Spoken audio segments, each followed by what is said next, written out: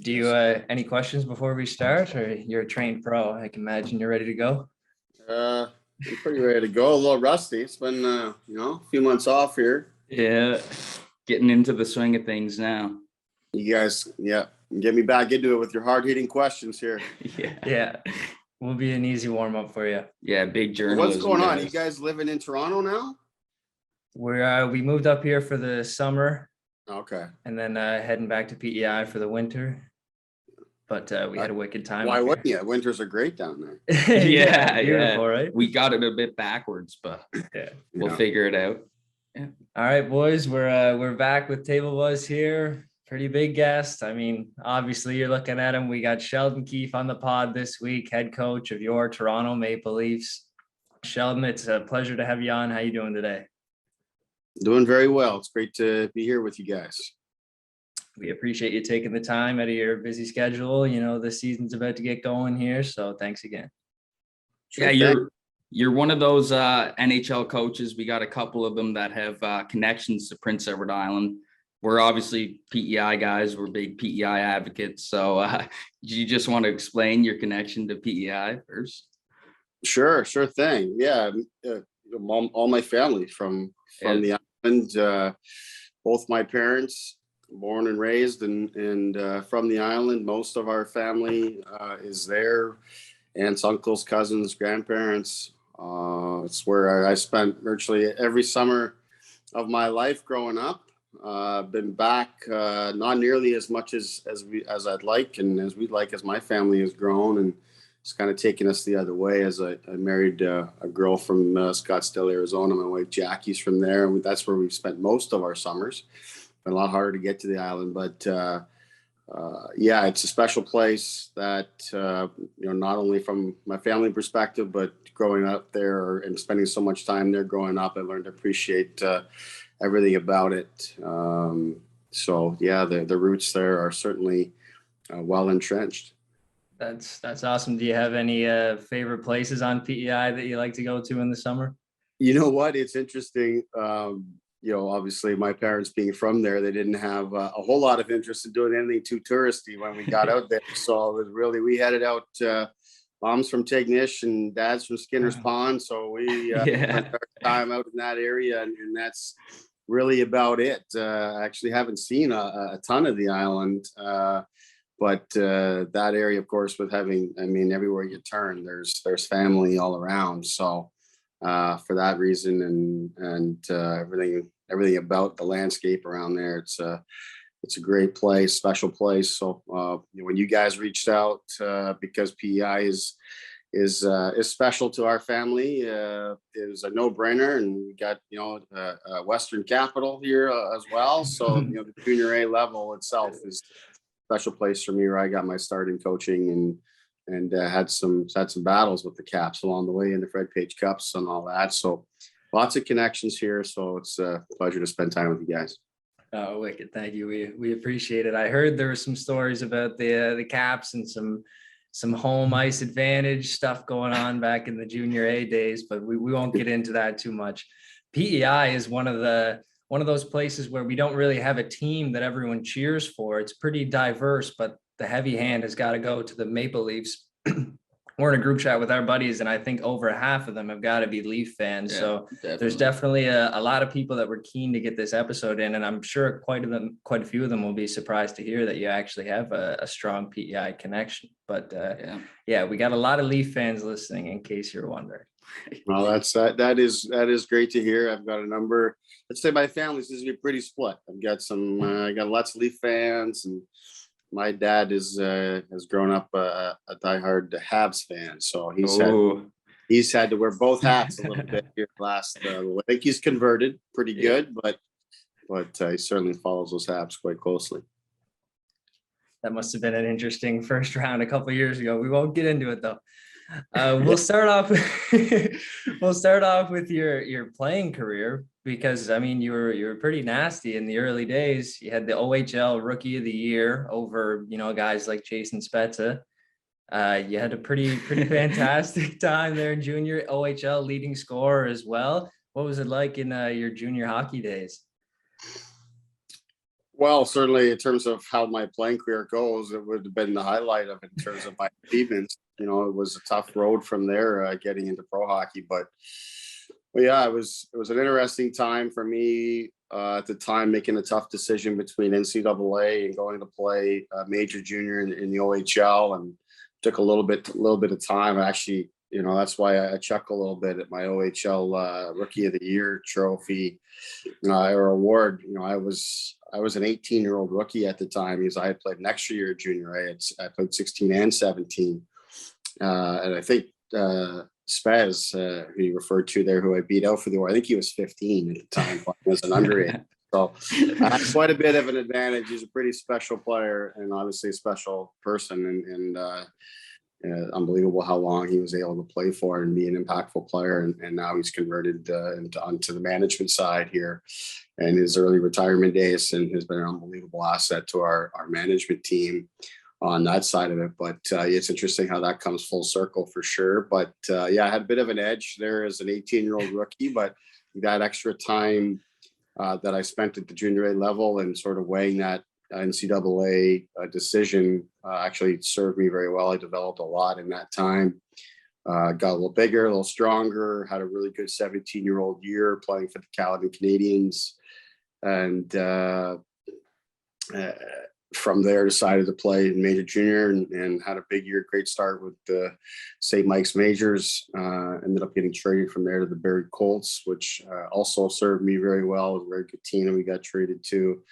Got drafted from there, and then went back for one final year at 19, which we ended up winning the OHL championship. So, yeah, from team accomplishments in terms of winning that championship, and then also my personal achievements, leading the league in scoring and things like that, was somewhat unexpected. And between my 18 and 19-year-old year, a lot of things really clicked for me, offensively especially, and things happen pretty quickly. It's a very small window that you have to get noticed and capitalize on your time in junior hockey, and from, in my case, get drafted to the NHL or an NHL contract. Players have a very small window to capitalize on those years, and I was fortunate to do so, and give me an opportunity to play professionally.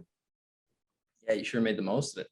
Yeah, 100%. What was it like playing with Barrie in the Memorial Cup there? Like, the Mem Cup's a huge tournament in Canada, for those that don't know. I'm sure everyone knows, but what was that like playing in that? I mean, it was great. We got to head out to the Maritimes there. We were in Halifax. Oh, really? Okay. Yeah. It was a great event at the time. We had a good tournament, but unfortunately couldn't beat PEI data Brad Richards there at the Rimouski. They were a pretty dominant team, and he was a dominant player. Of course, ended up playing with him in Tampa Bay after that. But that was a great tournament to be able to play against those teams, from different leagues. You don't get that opportunity, obviously, very often in junior hockey. So to compete at that level was great. It was a great event, and I had some family come over from PEI to join us in Halifax. Nice. Watch, and all those kind of things made it extra special. Yeah, big time. Awesome. I can see Mem Cup's just a huge tournament in Canada. I thought I had to ask that. Yeah. Well, then we may as well get into the NHL, but the last little glimpse of the playing career there, you had a couple goals in the NHL. Do you remember your first goal? I do. I'll never forget that one. It's interesting. Naturally. I don't know how many goals I scored in the OHL, in the 2 years I was there, but scored quite a few goals in the OHL. And I don't think I ever scored one on a slap shot. Was not much of a shooter, but I ended up coming over the blue line and taking a slap shot down the wing over Olaf Kolzik, who was coming off a Vezina Trophy season, and floated one over his shoulder that I don't think he was too happy about. Yeah, he actually broke his stick in half over the crossbar. That's how he felt about my whistling shot going by him. But it was actually a pretty big goal at the time in the game, and it was, at the time, Tampa Bay didn't have much for crowds or energy or things like that. Of course, that's changed dramatically now, where that franchise is at, or they've come since then. But at the time, it was a pretty good crowd on that night. It was good energy in the building. It was I think we had just scored to take the lead. It was a tie game. We had scored to take the lead, and it was like the next shift or something, I scored to extend the lead. And the crowd still kind of buzzing from the goal previous.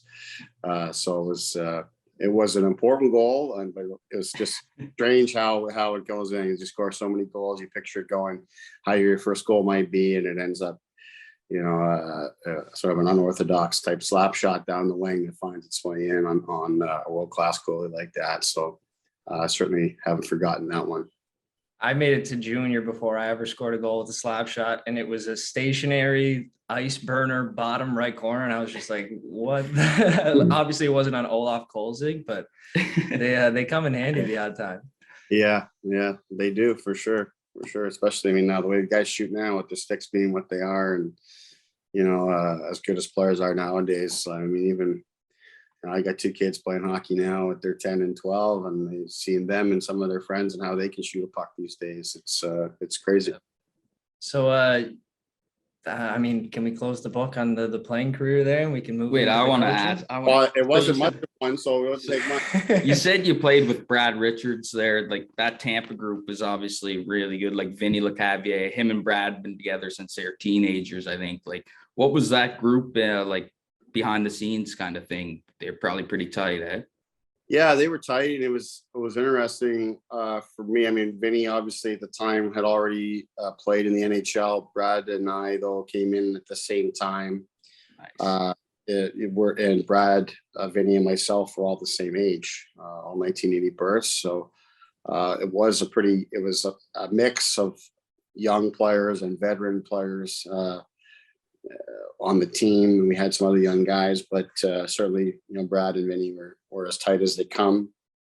But being the same age, we spent quite a bit of time with those guys, and it was great to have guys like that to lean on. I, of course, was more battling out to try to find my way in the NHL, and I spent as much time or more time in the minors than I did in the NHL, as it were. And obviously, Brad and Vinny were going the opposite way and excelling and being world-class players, but it was good to have guys like that in that situation at that time, and seeing them grow, seeing how that team grew. Whether it's Brad and Vinny, or you look at Martin St. Louis, who he came in.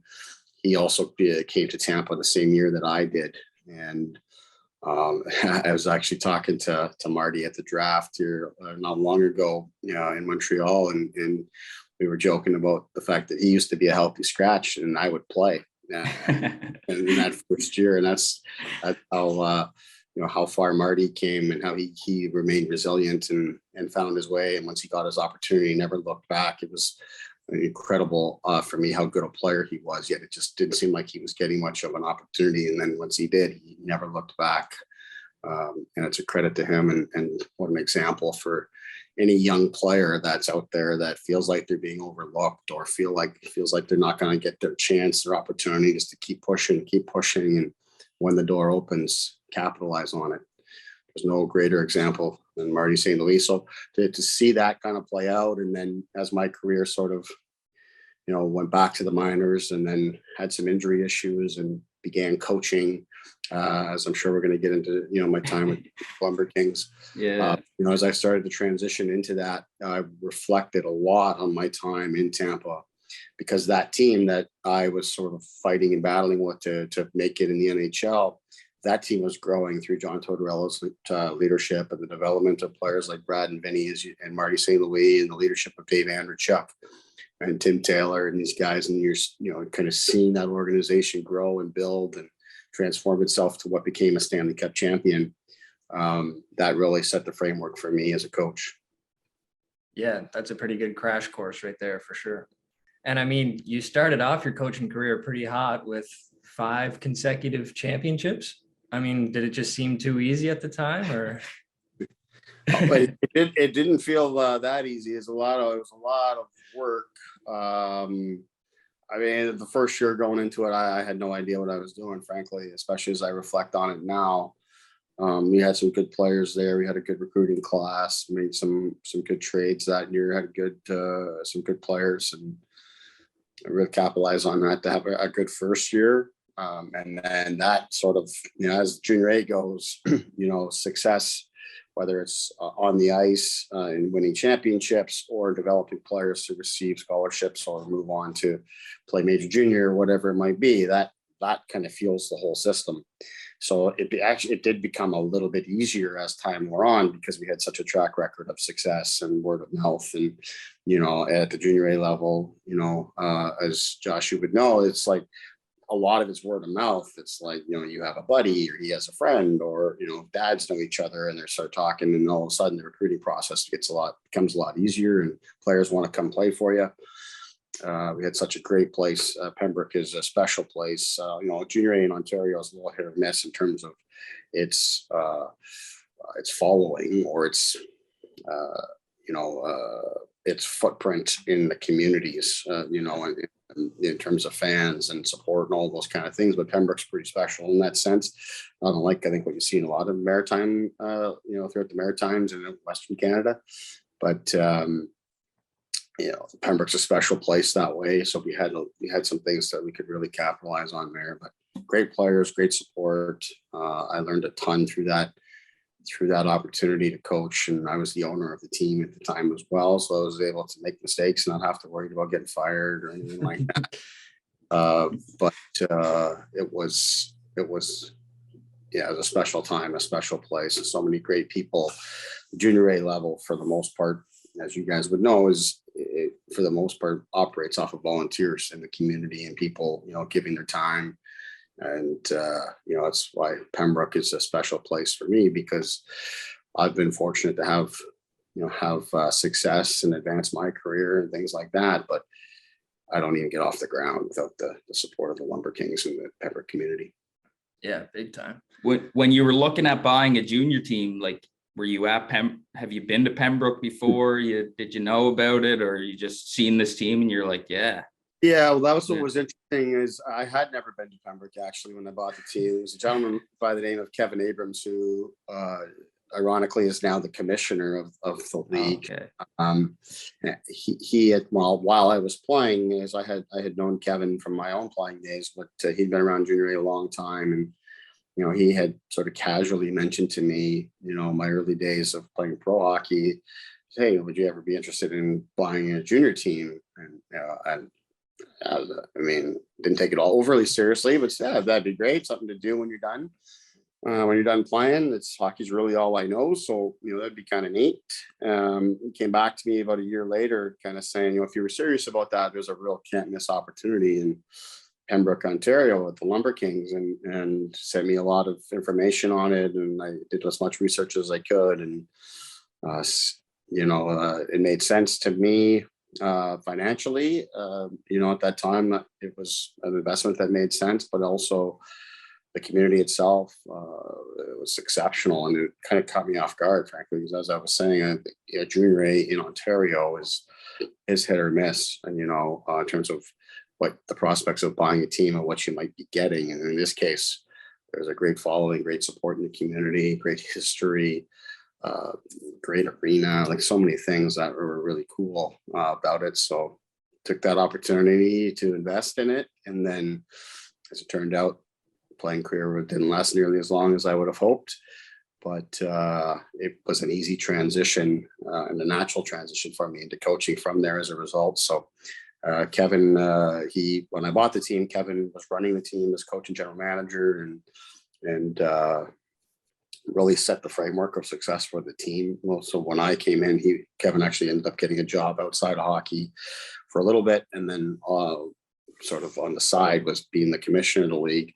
The league itself is now, through Kevin's leadership, has grown to be something far different than what it was when I was there, and they've done incredibly well of building that league and really making it for the model of junior A, if not in Canada, certainly in Ontario. The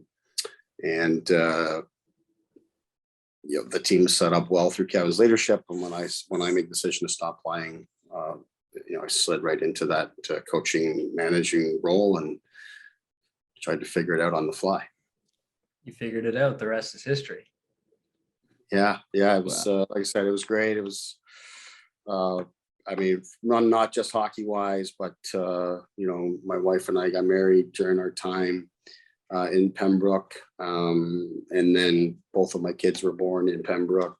And it's an interesting tidbit with my kids is we ended up winning the national championship in Pembroke in 2011. We won, which was called the RBC Cup. I think they might have changed the name maybe back to the Centennial Cup or something like that. That's right. But my son was born on the first day of training camp of that season in 2010. August 20th, 2010 was the opening day of training camp. He was born. We won the national championship that year. And then our second son was born in May 8th, 2012, which we won the national championship on May 8th, 2011. Wow. So my kids' two birth dates are the two bookends to what was a national championship season. So those the start and finish of that season is for lots of reasons is one we'll never forget. So is there another kid on the way or any plans for the future? That's interesting. I never thought of it that way, but don't give my wife any ideas. Okay. So safe to say Pembroke holds a pretty special place in your heart then.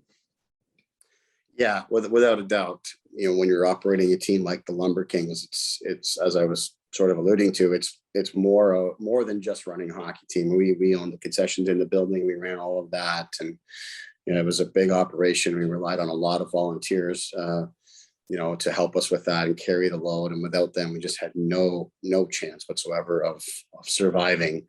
And because of the efforts of those people, I was able to figure out how to coach. You know, I had no idea if I'd be any good at it at the time. And we were able to have success and build on that. And, you know, it was not easy in the sense of the work that went into it, but it became easier because we had so many great people that are, you know, become great friends of ours, and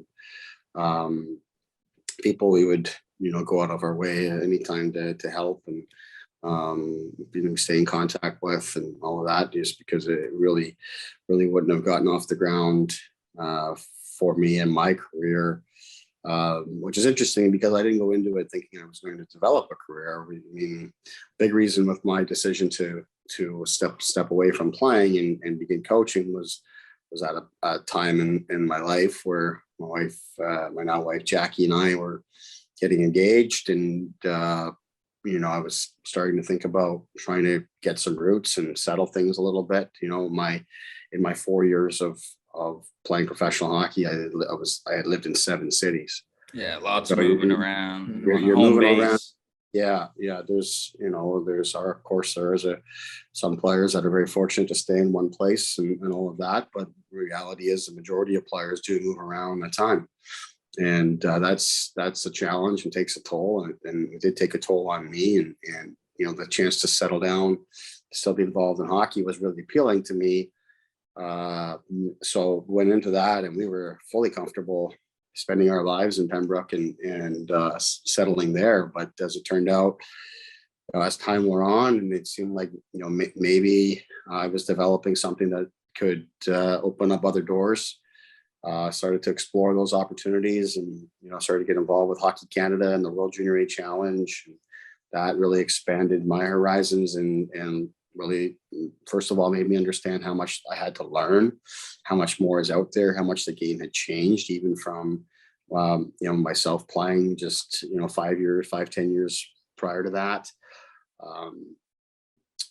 So I started to really expand my own knowledge and started to really work at getting better. And then, you know, that led ultimately to some, you know, a couple of interviews along the way with different teams, but ultimately Kyle Dubas calling in Sault Ste. Marie, you know, and when he was looking to make a coaching change, and a discussion with him that, you know, led to me going to join the Greyhounds, and then of course that's taken me along the way to the Toronto Marlies, and then now the Leafs. So all of that really has begun in Pembroke, and for those reasons, certainly a place we'll never forget. Yeah, you segued us right into the next question pretty good there. I was just about to ask, is that when you made the transition to the OHL, and is that where your relationship with Kyle Dubas began? Yeah, indeed. I hadn't known Kyle to that point, other than, you know, a couple of really sort of casual discussions that we had at the time. He was an agent actually before he had become the general manager in Sault Ste. Marie, or was a player advisor, I guess you would call it. And I was trying to recruit a couple of his players that he was representing. But other than that, I had no relationship with him at all. But, he was, I guess, doing his due diligence. And I know I'm sure was calling around and speaking to, countless other coaches. But, had discussed, he had called out of the blue and mid-season, of course, which, again, with a big operation like ours and the fact that I was president, general manager, head coach, we're running the concessions there. You're handling equipment and everything from laundry to French fries and coffee. I mean, you're doing it. It was a big ask to leave mid-season, but first didn't know if it was going to really materialize into anything other than some discussions that certainly were worthwhile for me to have, and that led to him offering me the position. And once that became real, started to think about how could we maybe make this possible and make it happen. And again, the people of Pembroke stepping up, and whether it was Scott Mullins, who was our vice assistant coach at the time, becoming the head coach of the team and running the team. And, some of our volunteer base really stepping up to take on more load. And then, Kyle Dubas's understanding that I was going to still have some duties and things that I would have to do from afar to manage the team and help with player transactions and different things. And on some days off, we had arranged where I would take some trips back to Pembroke periodically to try to help and get some things organized. So there's a lot of compromise all the way through that helped support the decision to take that opportunity. And again, just forever grateful for all the people that helped make that happen. Yeah. So I got a question here. We had to pull in a favor from a friend. I fear it may have already been answered. And a friend is a loose term, but we got the chance to meet. You probably recognize him if you heard of the Spit and Chicklets podcast. We ran into Biz Nasty at an event. Is this for Sheldon Keefe? Yes, sir. Sheldon, Paul Bissonette here. What was your favorite part about coaching junior hockey?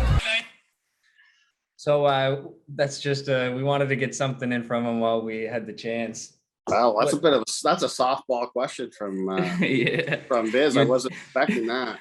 He wasn't able to think up one on the spot. I had to throw him a bone, just something vague that he could get out.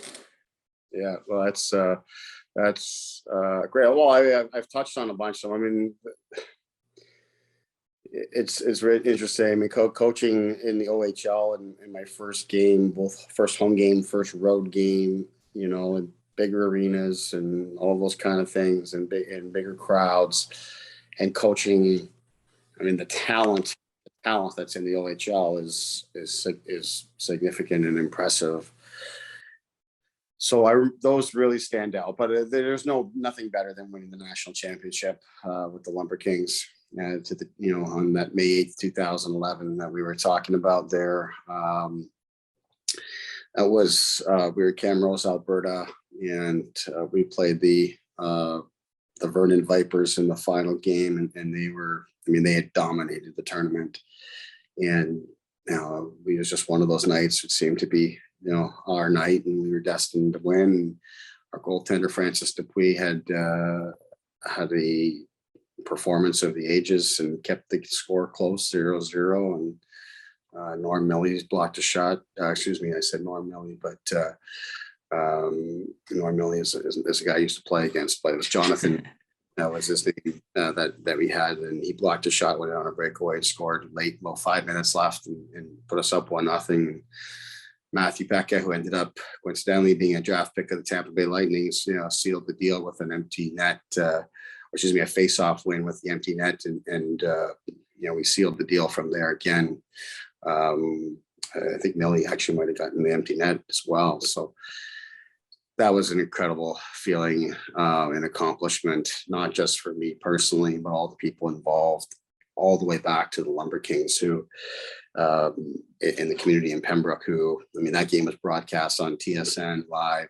So that in itself, on the national stage, getting the community of Pembroke and the Lumber Kings crown and the jerseys and everything that's represented with the crown, to be on the national stage for people of Pembroke to be able to see their community being represented on the national stage was a special thing. And to win, it was the first national title that the Lumber Kings had ever won. And there had been a number of people in the community that, as long as I had been there, had reminded me a lot that the Lumber Kings have had a number of great teams over the years and along the way, but had never won the national championship. And that was the ultimate prize, the ultimate goal. So to be able to deliver that to that community and come back to a parade and all those things, it was an incredible time. And that certainly, that and our Calder Cup championship with the Marlies, Toronto, certainly stand out. But as junior hockey goes, doesn't get any better than that. Big time. Haven't been to the Nationals this year. It would have been pretty crazy to come back and the whole town going crazy. Just leaving there, we had people line up just to wave at the bus leaving. It's a big deal for those communities. Yeah, absolutely. So shall we move over to the Leafs? Or there's a question here matching up against Connor McDavid as an OHL coach. Whenever you're new to the coaching game, well, not super new, but making your way up. They played them playoffs a couple times. So what's the game plan in junior matching up against that guy, let alone the big leagues? Yeah, it was not fun.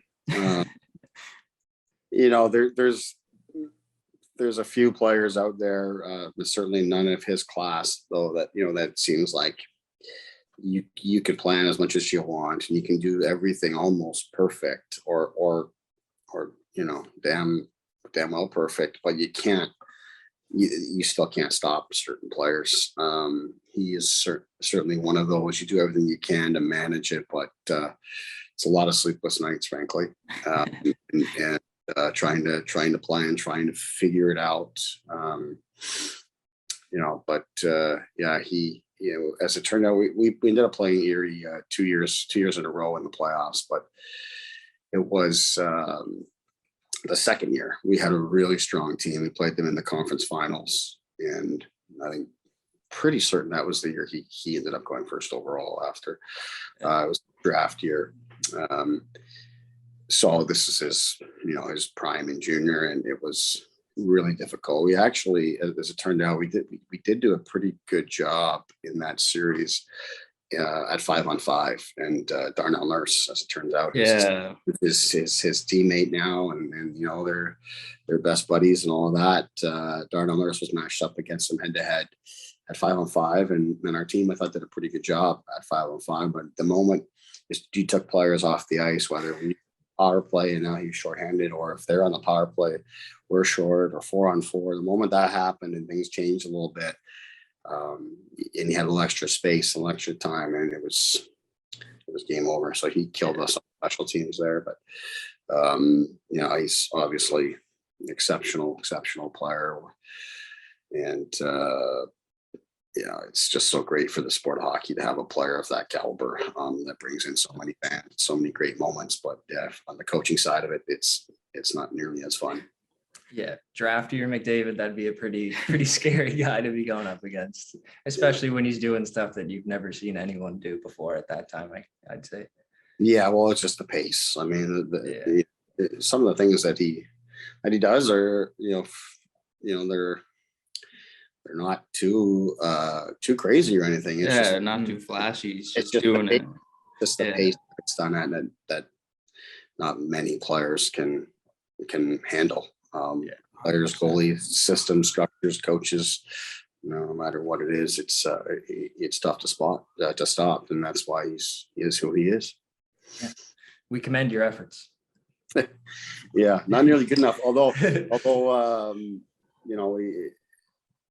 I think after that, I think that Erie team, after they beat us, ended up facing the Oshawa Generals in the final, and Oshawa did a great job against him. Ended up beating them actually in the final there. And DJ Smith was coaching that team, and they had an incredible team in Oshawa as well. Big, strong, tough, physical.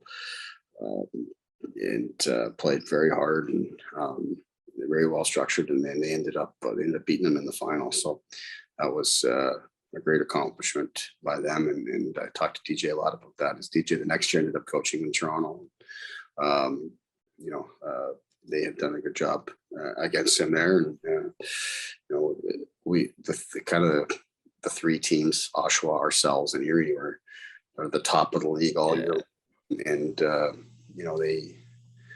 they found a way to get it done. But that was a crazy time. It was a good series. We ended up losing 6 games to Erie there, and it was a good series. But I think we had some injuries in there too. Anthony D'Angelo was averaging 2 points a game as a defenseman for us. Got injured in game 1 of that series and tried to play through it, but didn't last very, very long. And he was a tremendous loss for us. But lots of memories through that series for sure, and it served me very well as a coach as I moved from there to pro hockey with the Marlies.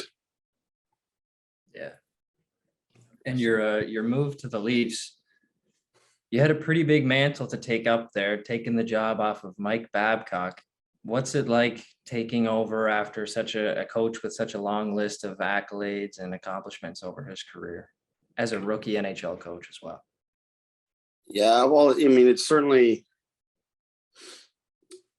first of all, it was unexpected. I was coaching under Babs with the Marlies, and Mike had done an incredible job of involving me in everything that they were doing in the organization. And he recognized early my role in developing players, for his team. I look at the team that I started with in my first year with the Marlies. We had, the players we had on that team, William Nylander, Kasperi Kapanen, Zach Hyman, Connor Brown, Josh Levo was on that team, and I'm sure I'm missing some, but there was a number of players that were destined to be Leafs. And because of, my role in developing those players, Mike did a tremendous job of involving me, having me around the NHL team through the summer, through the off season, through training camp and preseason, and really giving me free access whenever time allowed during the regular season to be around and be a part of their operation, help when asked to,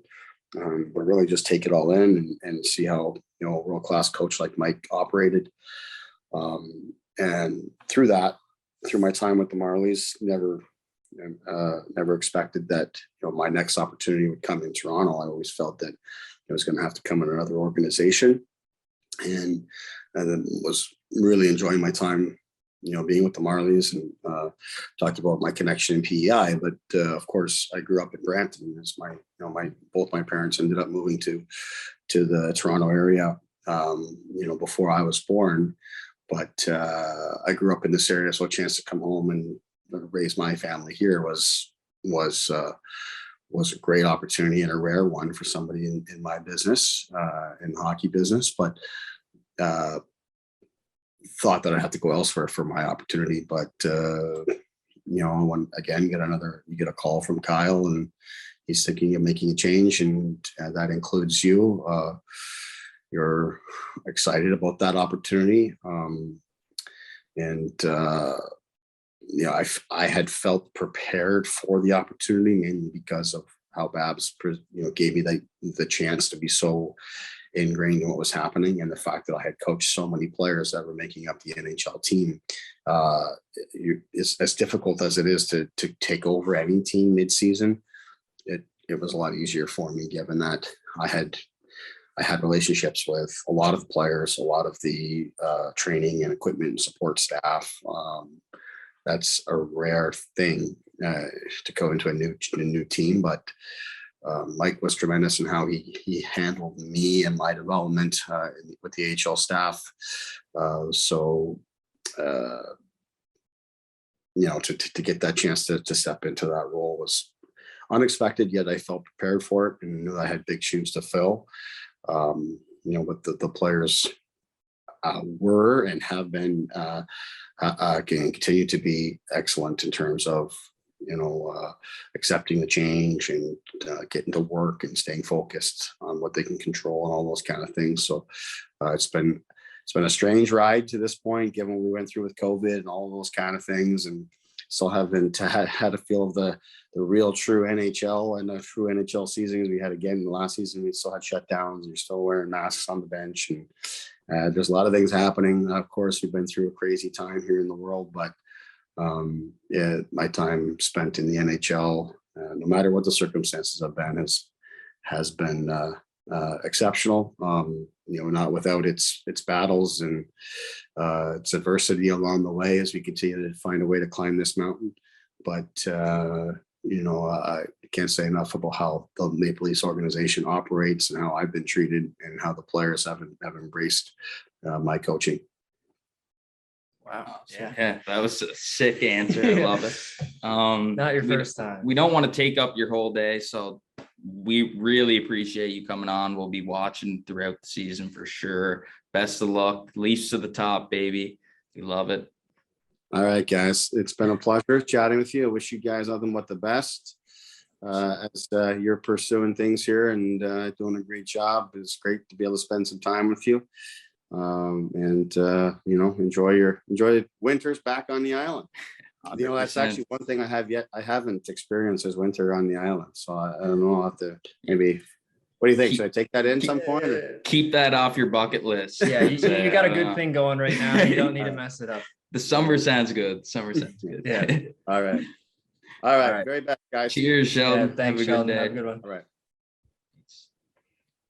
All right. Well, that was Sheldon Keefe, head coach of the Toronto Maple Leafs. Wow. We were pretty fired up to get that guy on. That was huge. We've been waiting all summer to get with him. So. Yeah, we've been texting him. There was the draft came up, and then he had development camp, and then there was Leafs training camp. Really cool to get his insight and all his junior hockey days. Yeah, and even playing with like Brad Richards, Vinny Lecavalier, and the boys. I wanted to ask him like what it's like looking over when you're playing the Habs and you see midget Marty St. Louis, but I didn't have the guts to bring it up. Also wanted to say, like, if you ever needed like an away team Leafs heckler, like fly me into TD Stadium or TD Arena and I'll just blast the Bruins for you.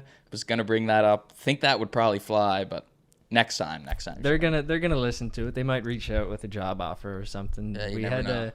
If you're wondering why we had to steer away from the Leafs questions, there was a pretty strict lines that we had to stick within. We had to send off our question list to the media team over in Toronto. It was a bit of an ordeal, but you do what you got to do to get Sheldon Keefe on the pod. We got that taking the job from Babcock question at the end is huge. Yeah. I love his answer. So sick. Yeah. Not even a Leafs fan, but I'm getting me fired up for the season. Leafs to the moon, baby.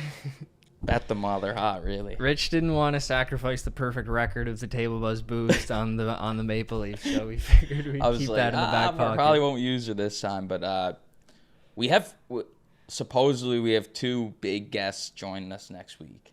Supposedly. Now, if it actually works out, we hope it does. Two huge guests. Our biggest pod yet. We already had one of them on. It was our biggest pod yet. Yeah. So things are looking up here. That was a pretty huge we're headed episode home. to land. We're going home. We're also heading home in like a couple of days, so you're witnessing like our last like 48 hours. No, not 48, but last like 72 hours in the six. We had a great summer. What have we been up to this week? We went to Monday Night Raw. Yeah, we went to WWE this week. CNE, the big Canadian national exhibition, blows PEI's exhibition out of the water, by the way, in case you're wondering. Freak out, different name, start, answer, goes all the way around. Pretty weird sick stuff, but wild. Yeah, good time. We went to a comedy club. We went to watch Family Feud live. We were a live audience for Family Feud. We weren't allowed to take. This last week's been nuts, actually. Yeah, we've just been, and we went up to CN Tower the other day. Yeah, that's not as crazy, God, but watching Family Feud in person, Jerry D, the man, just working, absolutely hilarious. I said to Josh after, I was like, I'm pretty sure Jerry D is like my top 3 guests that I could ever get on this podcast. He is such a legend. You'll be like, they're just playing like club music pretty much while he's announcing his show or like in between intermissions. And he, like you can tell when the guy he's not bopping with the song. He's just like, fuck this. Like, when do I go home? And then like there's some tunes where he comes on. He's like, it's hilarious. He's just like this, literally looking. He's just like, going like that, just waiting to say like, 'Cause welcome to Family Feud Canada. Yeah. Like, oh man. And when they do the lightning round, it's him just like standing next to some random contestant, and the contestant's like jamming out to some like 90s rap, and Jerry's just like, just waiting for. He's like, can we get the fucking show on the road here? They say before they're like, they give you a little touring or training session of like when to clap and stuff, and they're like, when there's a bad answer, like Jerry loves bad answers, like he's just gonna chirp them and stuff. So I was like, damn, this is gonna be sick.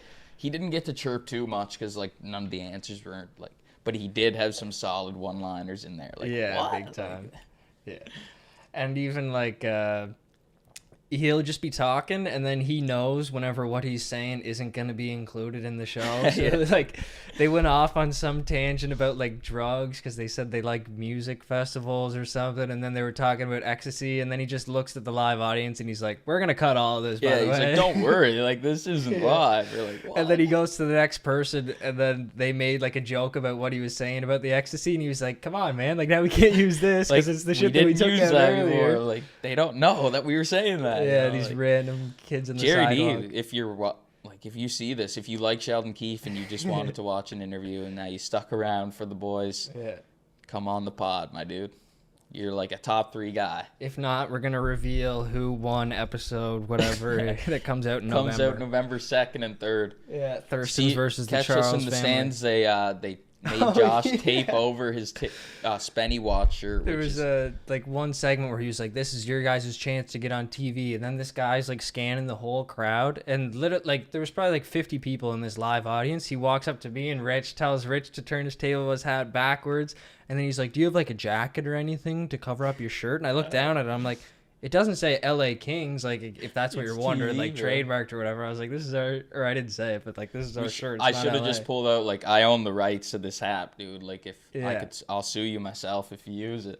Yeah, like no Like big who deal. the fuck? And then he runs and grabs a tape, and he walked this roll of tape, and he gives it to me, and he was like, "Don't worry, it's removable tape." And I was like, "Oh, good, like tape that comes off." I've never heard of permanent. What the fuck? Permanent. Permanent.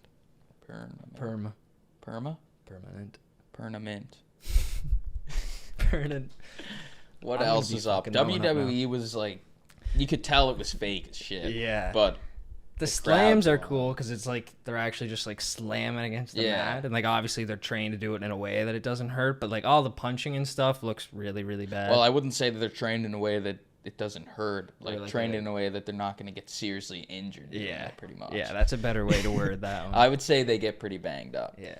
A funny part of the WWE was just the people that go to watch Yeah. WWE. Oh man. You can just see Characters. like the beards down to here. They're all like greasy hair and shit. Not all Yelling of them, like obviously, but- forget what they're in, like Bobby. Oh yeah, we're sitting there, and then all of a sudden the whole crowd will just like all say the same thing at once, and we're like, "How the fuck If did you guys anything know to cool say that?" happens at WWE, they're all like, "This is awesome!" Yeah. Like, And they just like it's not even like 5 people say it, and then like everyone joins in. It's all like 10,000 people are just like, "This is awesome!" after this one like random move, and they're all like, "Do the spear, man! Do the spear!" and then they're like, what was some other Holy They're like, shit! "Holy Holy shit!" Like what the fuck? Well, at one So point weird. of the highlight match, Canadian Edge was fighting, I don't know, Damian Priest. Yeah. Priest goes and gets chairs, and I was like, oh Yeah. shit, like shit's about to get real. And then they just don't really end up getting used. Yeah. Or People Edge uses them on he went to Priest use it after. on him at the end, but then he got punched in the balls by the chick. He didn't get this. no. He went to do the Oh, signature yeah, move yeah, to the yeah. guy that he beat, and then she was like, "Nah." But Edge got the dub. Canadian WWE legend who made his or came out of retirement for that fight. In case you don't know who Edge is. Like, oh, In case what you a don't know who wise Edge night. is. I didn't know who Edge was. I didn't know who Edge was either. And everyone's just like, Edge, oh my god. There was almost a fight in the crowd Yeah, too. like 8 black We're just guys. watching, and they all like stand up and are yelling at someone. We couldn't see him, and then he said some shit back. Thought I heard to go back to where you came from. I don't know. That's hearsay. And then this guy with a camo hat and like red t-shirt, looks super redneck, just gets the yank. It would have been a 1-8 Royal Rumble It was SmackDown. rough. Yeah, rough for that guy. Yeah, what, like the CNE last night, that ride that we went on that goes all the way around, so it goes like whoop, vroom, just like the freak out you would see, but it goes 360 around. Yeah, like So- you build it up and then it just That was sends it. wild because, like, if you just turn your head like that, you're looking at the skyline of Toronto Yeah. while you're like upside down. Try pretty not cool. to throw up. C&E, if you're ever in Toronto around this time, I think it's like end of mid to end of It August. marks and a bit of end September. of summer. Yeah. Sucks. I meant to ask Sheldon if he's been to C&E. There's Yeah. all these questions are written down and we just forgot. So. Yeah, Sheldon had some pretty long answers, and we only had a short time frame to pack them all in, so we tried our best. Yeah, we probably could have kept him for a little bit longer. I made the simple mistake of dismissing him, but I'm just trying to be a good guy. I want the Leafs to get the cup. So, yeah, they got work to do. He got to go tell Matthews to shoot like 1,000 pucks a day. No, he's just got to go have another kid, man. That's the only thing. That's what we're learning. He's 2 for 2. I love it. I love it. The Sheldon last was time the awesome. Summerside Western Capitals won the national championship, against the captain Sheldon? had a kid. Oh, So everyone yeah. always says, like, someone's got to have a kid if you want to Yeah. get the national championship, and I guess it's true, but I you guess need an it's owner fact. to soak it when Sheldon they got, like, the Keefe is funds to living support the proof. child instead of a 20-year-old Who's junior A this hockey player. captain? I don't remember who it was, but I remember them. Definitely everyone, a legend. Like, all these losing teams saying someone's got to have a kid and no one having a kid, and then it doesn't happen. Sucks. Yeah, if you're going to birth a championship, be ready to birth a child, I guess. Sheldon was awesome. Yeah, that was pretty cool. That was pretty cool. Hopefully we get to hopefully we can text him sometime down the road and be Yeah. like, yeah, you want to come back on again? Like, actually talk about Yeah, if he like retires or Yeah. something, you never know. Or if he gets PK like fired and wants Subban. to slam Speaking it. of guests, while we're airing this out, PK Subban's dad wants to come back on the pod. Yeah, if you guys want Carl to come back on the pod, Let us know. yeah, We already gonna have him on the pod anyway because Yeah. he's a legend. But like, just let us know that you're gonna be happy about it. Yeah, because he's sending us his book apparently. Yeah, he's got his second. I don't even know what you call it. Like, Sequel, yeah, I life guess. book, a book of his life, Yeah, what he's done. his second installment or some shit. I don't even know. Guess other than that, the biggest fish in the sea for me right now, Jerry D, my man. I've been going for you. If we get Jerry D in this pod, I might retire from the whole podcast. So, That'd be the peak. Having Mr. D on. Mr. D, we're working on guests. We're always working on guests. I'm just spitballing. I want Jordan Romano on too, off season type. Yeah, thing. we need to land a Jays guy. top 4 North American major sports athlete. Yeah, Only have to wait like a week. yeah. Next week Yeah. probably, but we got a coach on this week, so Yeah, current coach. You know, we've been getting Yeah. chirped about getting old guys on the pod. Like, yeah, this guy's coaching the Leafs. Get over it. youngest NHL coach probably too. Yeah. Only 41. The fact that he played with Jason Spezza, I was gonna ask like a follow up too, but he carried on a little bit long. I was gonna say like, does Spezza ever like bring that up? Yeah. Because like, I didn't know that realize. Spezza Yeah. was 15. I whenever I knew asked that Spezza was an underage. He's one of those guys that got the underage status. Or exceptional status. But then I didn't like factor that in as Yeah. and Keefe 18 years old. He's like Yeah. who was it this year in the show? Bunting. Bunting. Oh my God! There we go. Yeah. Like He knows how to get that ROTY. that. No wonder Bunting chose Toronto. But awesome podcast. Remember, get your merch. We got more pods coming. Yeah. But get your merch. Like that's gonna get Help the boys support the big boys. guests. Also, we got a big 14-hour road trip coming up in a couple days. So if you wanna, I don't know, we'll probably make a video out of the whole roadie. We'll Probably definitely go be live. live on Instagram a couple times during the roadie and So stuff. check in with the boys as we make our journey across Canada. I just thought about going live on Instagram. Wow, that'd be pretty cool. Yeah. We go live for 30 minutes or so, get some Q&As going. We're not gonna have any free time or nothing. So We're gonna be so jam packed. yeah. Can't you guys wait know to- what that drive through New Brunswick is like. Hey, help us out here. I Just told trees. Josh. I said, first thing I do once we get across the bridge, we pull the car over. I get out of the car and I'm hugging PEI soil. Yeah, we need some of that red dirt. I'm hugging PEI soil. Like, It'll be happy to see you. thanks again for listening to our boy Sheldon Keefe, great new friend of the show. Sorry we didn't extend the boost to you, but you have our boost in our hearts. So you have our support. We just can't put the reputation of the boost on the line when, you say this is going to be the year. Well, that's what they say. But I don't think Sheldon's saying that. I think Sheldon was a great guest, fucking A1 dude, drafted 4th to 7th overall to the Tampa Bay Lightning. Played with my friend Brad Richards. Goat. Boy, Sheldon, we love it. Hopefully we can get you on again maybe next summer or something. Yeah. Cheers. Till next time. Get the merch. This has been The Buzz. Buzzing.